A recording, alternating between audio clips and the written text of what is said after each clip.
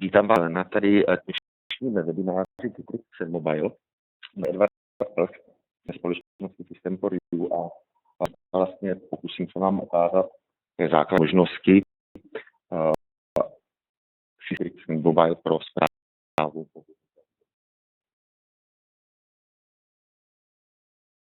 Na co se dnes pokusím vám vysvětlit, jaké jsou vlastně způsoby možnosti nastavení produktu Citrix Mobile, jak jsou jeho jednotlivé edice, základní, plus je potom kompletní nastavení systému Xen Mobile.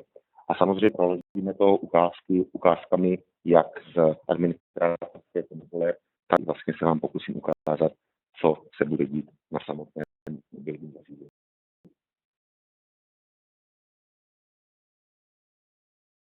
Produkt, vy, kteří znáte takové nějaké pozadí tohoto řešení, předkem společnost Citrix byla produkt Device Manager, který během minulého roku úspěšně integrovala s řadou dalších produktů. Když máme vlastně ty jednotlivé funkce, které nám ten Citrix v současné době může přinést, vlastně funkcionalita je ten Mobile Device Manager, čili správa zařízení, podpora zabezpečení toho zařízení, nastavení různých hesel, konfigurační profily, jak se to zařízení má chovat, vždycky smazaní na dálku a tak dále. Velikým, který vlastně Citrix celým tím řešením udělal dopředu, je jasně, že integroval ten Mobile Device Manager, integroval s centrální bránou pro přístup do firemní sítě. Jeho produkt NetScaler Gateway, někteří z nás ho vlastně znáte pod dřívěm Citrix Gateway. Je to vlastně podstatně stejné a od poslední verze 10.1 tam skutečně velice možnosti té integrace s tím systémem, s tím device zprávu mobilních zařízení.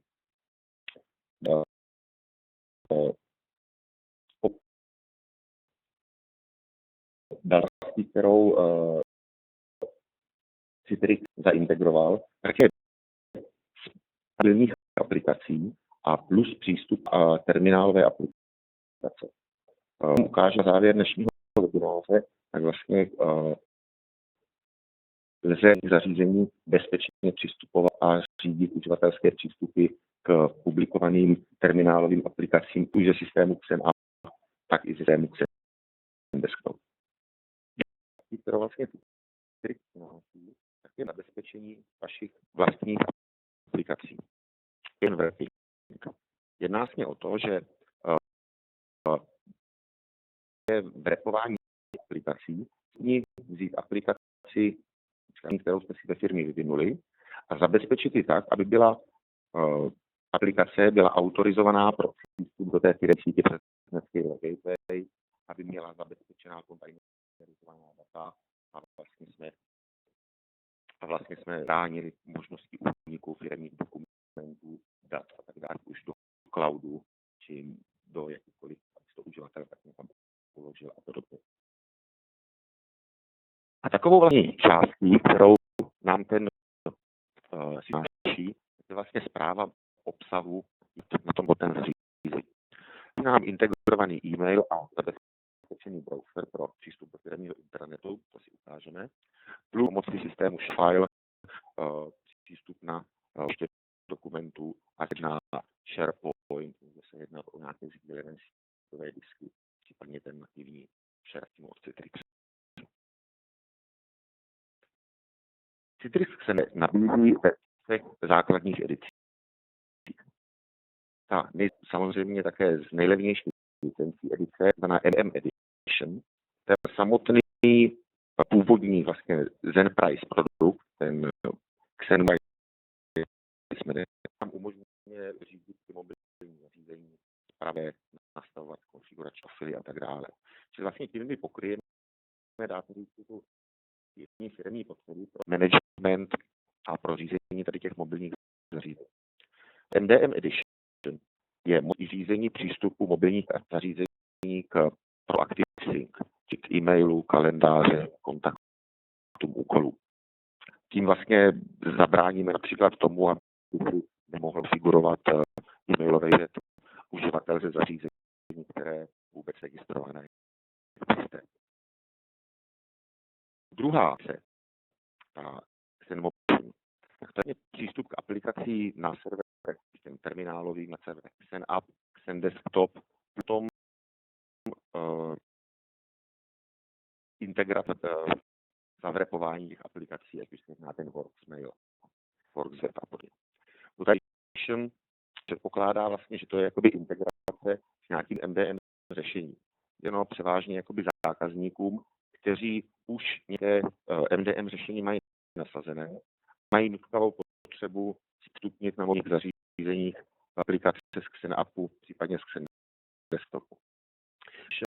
Vlastně zhrnuje tu kompletní funkcionalitu toho celého systému. Když náš systém běžel, řešení XenMobile, tak serverovou stránku, o které se bavit za chvilku, u jednoho nasazení.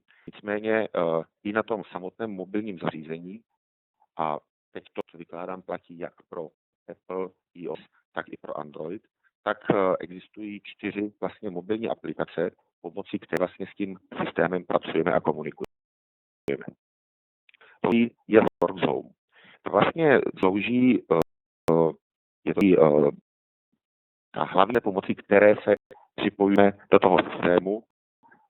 Aplikace musí být na zařízení v každé i základní MDM edition. Je to vlastně jen toho mobile management serveru, který potom vykoná a aplikuje ty příkazy správným zařízení. Aplikace Workzone je vlastně aplikace, která plně nahraduje toho klienta mailového nativního, který ho znáte z mobilních zařízení. O zařízení Apple nebo zařízení Android, vlastně přináší vlastní mailové řešení, jak pro kalendář, tak i kontakty. Výhoda tohoto řešení je, že je plně zabezpečené, máme veškerý provoz, i jejich ukládání pod plnou kontrolou. Rodiny Works je Worksweb, to je vlastně bezpečný mobilní prohlížeč. Je to vlastně browser, který je pro přístup do vnitrofiremní sítě, čili pro nějaké internetové aplikace. Zřejmě na něj přistupovat i na internet, nicméně tam vždycky ta komunikace nám potom vlastně přes ty firemní naše servery. Protože součástí toho Workswebu je i nějaký tunel mezi tím zařízením a v tom případě tím Netscaler Gateway serverem pro přenos těch dat. Plně aplikace ShareFile, to je právě pro bezpečné sdílení dokumentů a tak dále. Podíváme se základní nasazení toho systému XenMobile, jak vypadat v té úplně jednoduchém základním setupu. Úplně tu základní MDM edition systému XenMobile a vlastně přinám to funkcionalitu, možnost, které ten systém nabízí pro správu těch mobilních zařízení, čili jsem se zmiňoval, konfigurace řízení profilů a tak dále. Máme pozici gateway pro řízení přístupu k ActiveSync a firemní obchodními aplikacemi můžeme umisťovat jak aplikace, které jsme si vyvinuli v firmě, tak ale nasazovat i aplikace, které jsou publikovány na Apple App Store, případně na Google Play. Díky není nijak cité vlastně celý ten server, jedná se vlastně o server na platformě Windows, to je ten XenMobile Device Manager, XDM zkráceně, umístí převážně v DMZ. Ve většině případů se to nasazuje, takže vlastně ta Secure Email Gateway, což je takový malý software, který si povídá přes Exchange vlastně s vaším Exchange serverem a řídí ty komunikaci ActiveSyncu. Z těch důvodů doporučujeme mít zdaný SQL server někde v interní síti. Takové téma můžeme vidět tady na tomto našem obrázku. Víme, máme skutečně jeden server DDM, Xen Mobile Device Manager, a jeden volitel v interní síti, případně může mít lokální Postgre nebo lokální SQL server. V internetu většinou na portech 443 a 443 komunikace ta bezpečená pomocí S. Dáte vidět nějaké prostupy pro komunikaci, ať už nějakým SMTP serverem, interní adresátovou službou, Active Directory a tak dále.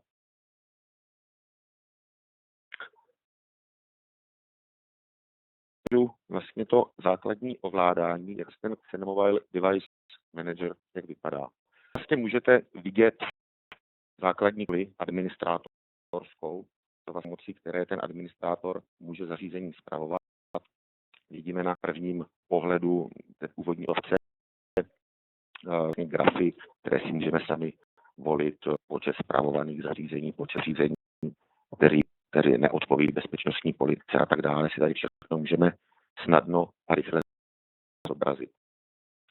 K dispozici registrovaných zařízení, tedy si potom jednoduchým způsobem můžeme rozkliknout, podívat na detaily toho zařízení, můžeme se podívat, jak je to zařízení, které jeho informace, hardwareové informace, jak je na zařízení nainstalováno, jaké certifikáty máme vystaveny, distribuce těch různých politik, které jsme na to zařízení poznali.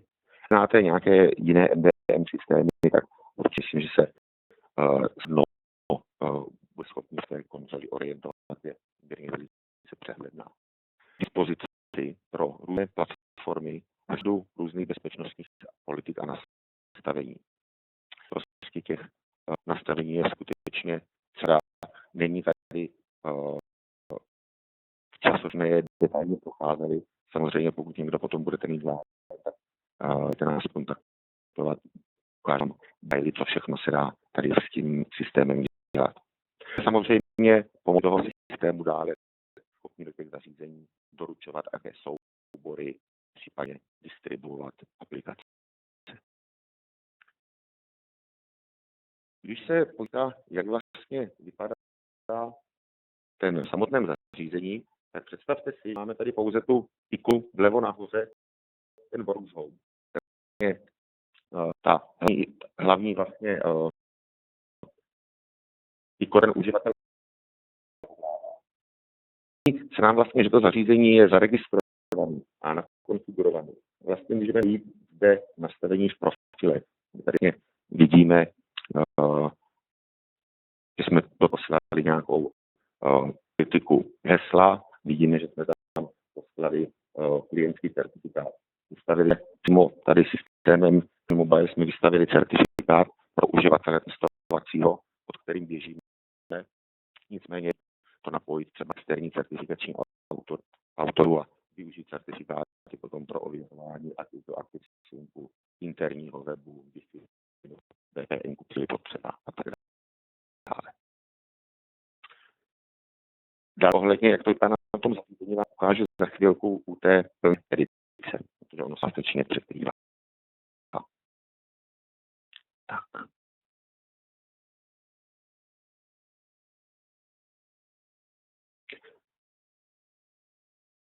Podíváme se, z jakých komponent se dále skládá mobile. Víte, v tom nasazení, při tom nasazení Xen Mobile Enterprise Edition.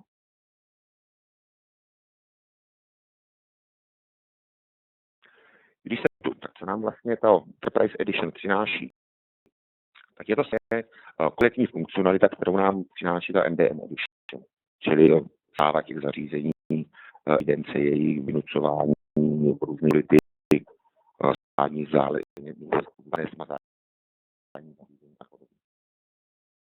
Xen Mobile Edition dále integruje Netscape Gateway, čili vlastně nasazuje server, který nám bude sloužit jako by centrální vstupní brána pro veškerou komunikaci.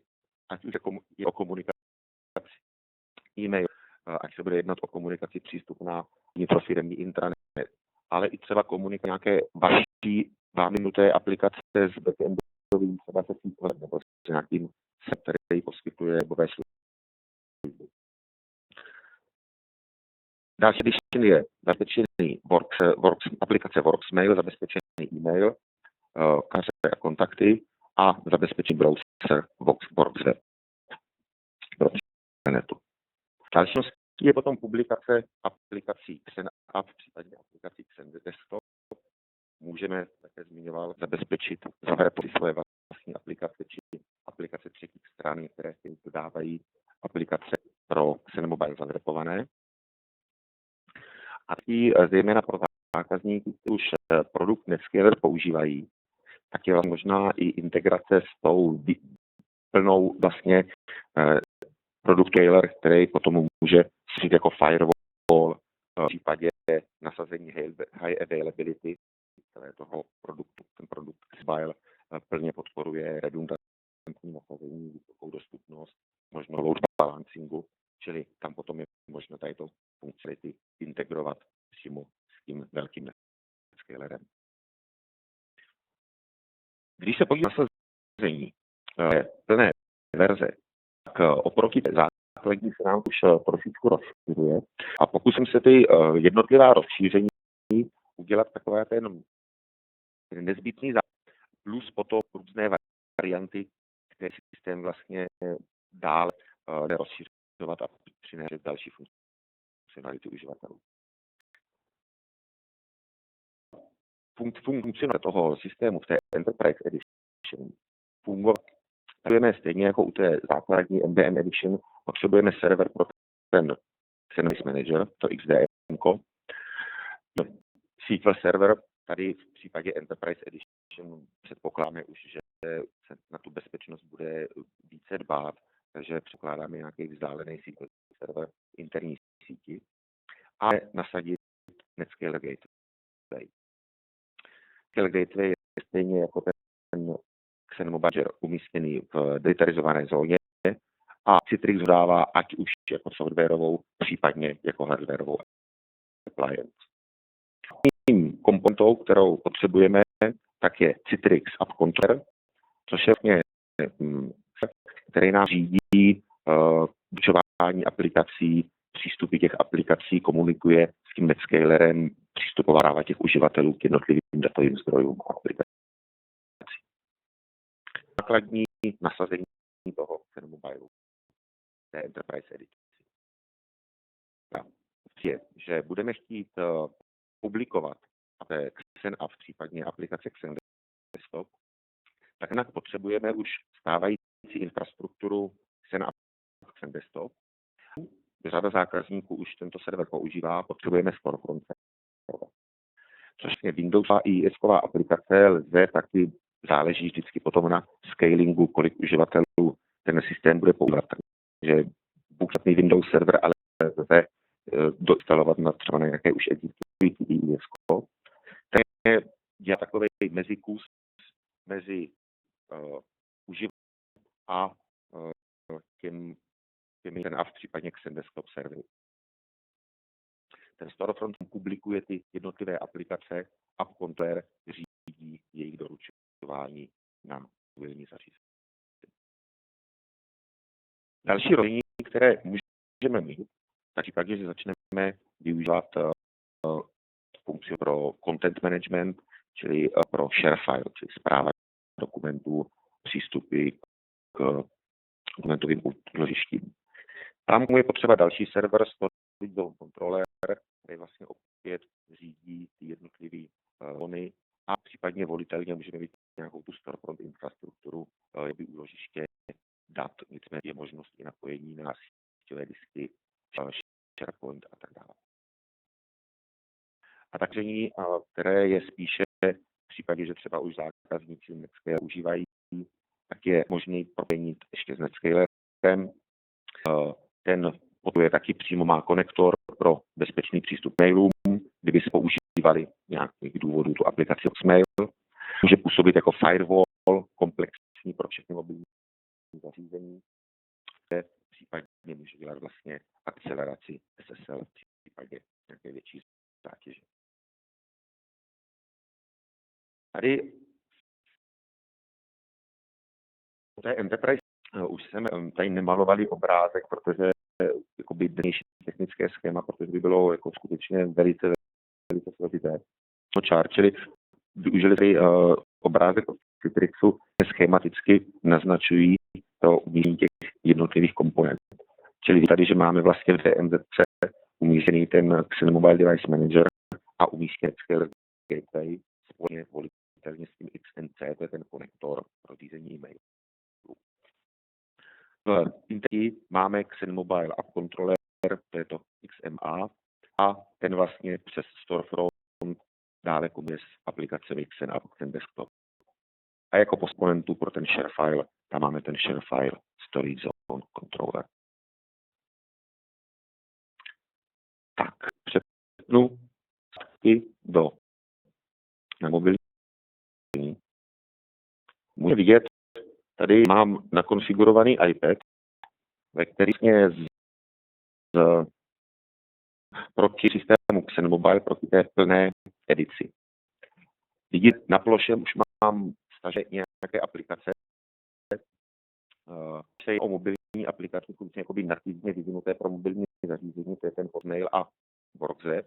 Můžete vidět tam klasické desktopové Windows aplikace, tady ikonu Microsoft Word, Microsoft Excel, případně tu první ikonu, tak tam vlastně vám ukážu, jak může vypadat přístup na celý ten desktop s terminálovou vzdálenou plochu. Základní MDM edici, celý ten systém, celé to řešení je řízeno tou aplikací WorkZone. Když teď s tím, tak vyzvu k zadání PINu. Celého systému buď může fungovat pomocí uživatelského jména a hesla, pomocí certifikátů a potom má do celého toho prostředí, aby uživatel nějak si toho zabezpečené prostě Works odemkl, tak musí zadat nějaký PIN. A tady mám úplně politiky vynucení. Tady výchozí stránku tady toho vlastně klienta, tak vidím aplikace, už má uživatel jako publikovaný, dostupný. Nicméně o tom automaticky objevují i přímo v ploše toho zařízení, ale je možnost je spustit i odsud. Když vlastně tady na tu ikonku plus vlevo, tak otevřu firemní aplikační obchod. Se mě automaticky aplikaci se rozhodl publikovat. A uživatel buď může vynutit automaticky, aby se mu publikovali, že prostě ta aplikace bude required.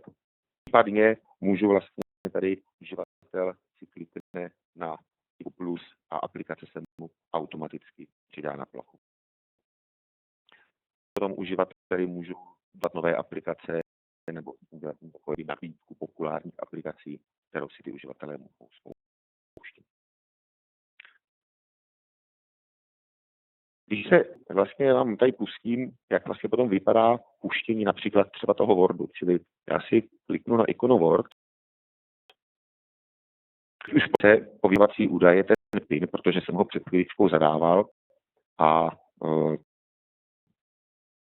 aplikace podle nastavení, jakou mám nastavenou politiku na serveru, mě drží jakoby přihlášenýho po určitou dobu. A tady jde vlastně, že on pustí Citrix receiver, který je v takovém běží speciálním módu, je vlastně ověřený přímo k tomu Netscale gateway serveru.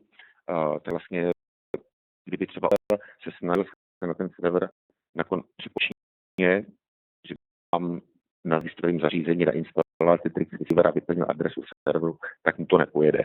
Je to svázaný integrálně s tím produktem, aby to bylo pouze plnění, která jsou správně zaregistrovaná v tom systému Xen Mobile a která bezpečnostní nastavení. Čili tady můžu jednoduchým způsobem pracovat ve Wordu k dispozici klávesnici, potom tady tady si můžu jakoby šipky a tak dále. V případě, že uživatel používá zejména na tabletech klávesnici, tak je to naprosto plnohodnotná práce. práce vzdálená s mobilními nebo s terminálovými aplikacemi.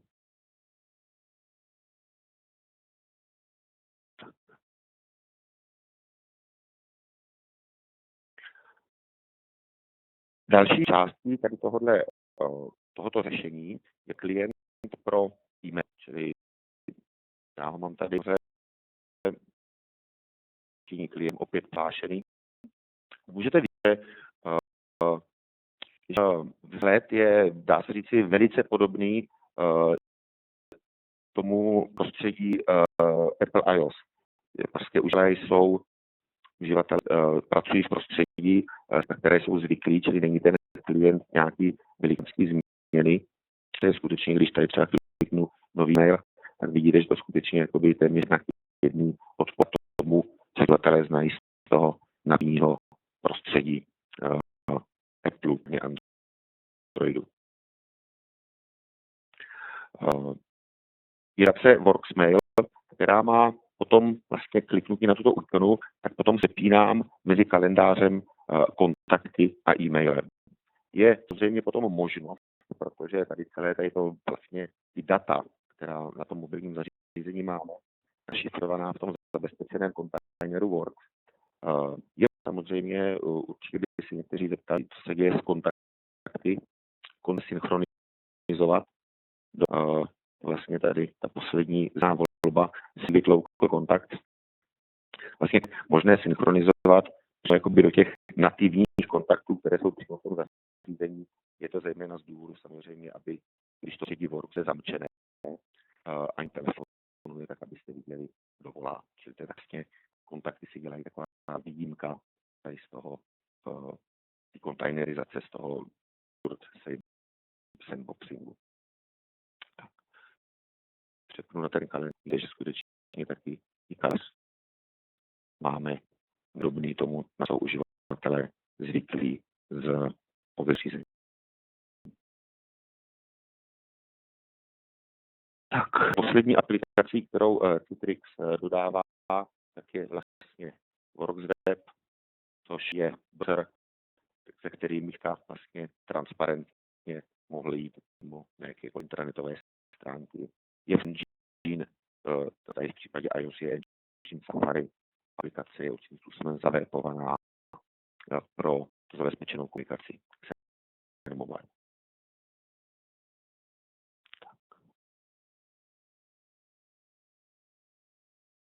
Když se podíváš na tu stránku vlastně administrátorskou možnosti správy tady toho enterprise řešení, tak dává nám vlastně úplně ta stejná konzole, kterou jsme si už ukazovali o MDM řešení. A z ní budete dělat vlastně tu konfiguraci, nastavování těch zařízení. Můžeme ovládat tu komponentu Netscape, ale ta má samozřejmě taky webovou konzoli. Ta se jednou nastaví na začátku instalací a není taky není potřeba nic změnit, kromě občas nějakého příležitostného upgradeu. To je ještě administrátorská, který je pak ještě nutno přistupovat, tak je konzole vlastně toho app kontroleru pro správu těch aplikací. Tak, otevřel konzoli Xenomon Controller. Máme tady opět nějaký dashboard, kde vidíme jakoby kolik uživatelů je připojených, té aplikace pouští. Nejčastěji, které vlastně budeme tady s těmito, přes ten app controller dělat, tak je, že my zde budeme nahrávat ty zabezpečené mobilní aplikace, či je updateovat. Možnost, já si tady třeba udělám tady u iOSu. Na iOS máme tady nahrané aplikace Worksmail a WorksWeb. Tady tu aplikaci přidat nějakou novou, aktualizovat aplikaci dávající a dát aplikaci nastavit celou řadu politik, které není možné v běžném EMku nastavit, nebo v aplikaci, která není zavrepovaná tady pro tu práci, pro tu běh na tom app kontroleru.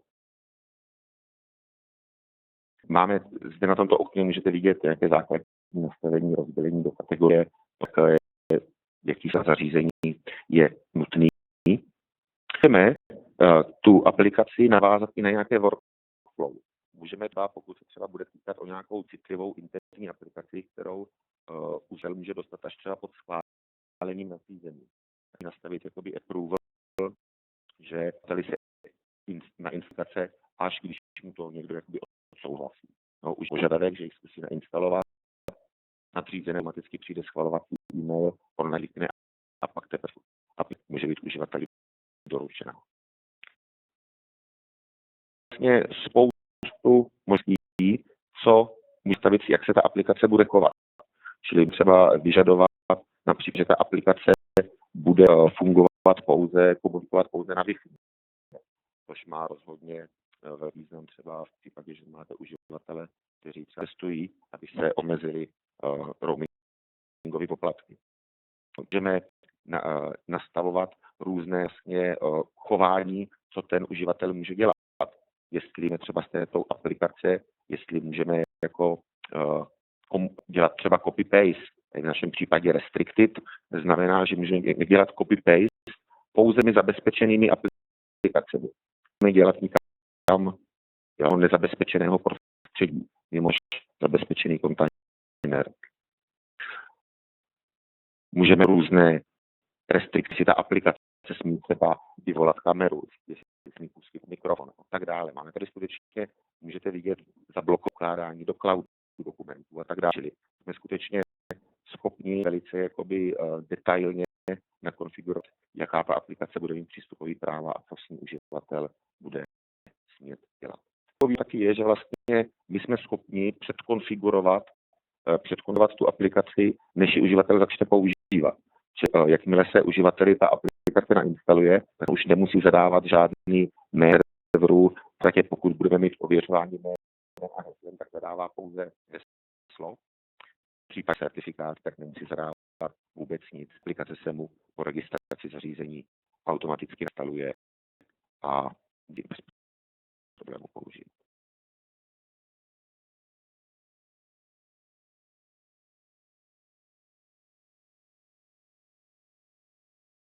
Tak, to bylo tak dnešek. Moc za pozornost. Předpokládám a možná ještě řeknu pár slov o naší firmě System4U.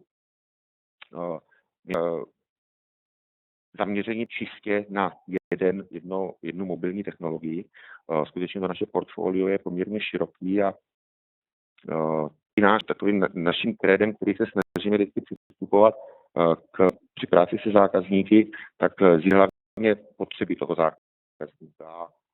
Skutečně požadavky na to mobilní řešení má, co skutečně potřebuje a na základě toho jsme schopni navrhnout, implementovat a samozřejmě poskytujeme i podporu, ať už postimplementační nebo i potom následnou, a to i v režimu 24/7.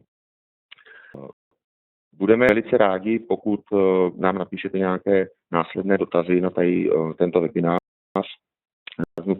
Pořádám by na nás další informace najdete na našich webových stránkách. Do také tady tu prezentaci vám zašleme e-mailem a případně i na tady tato konference bude k dispozici. Děkuji moc za účast a těším se někdy na slyšenou.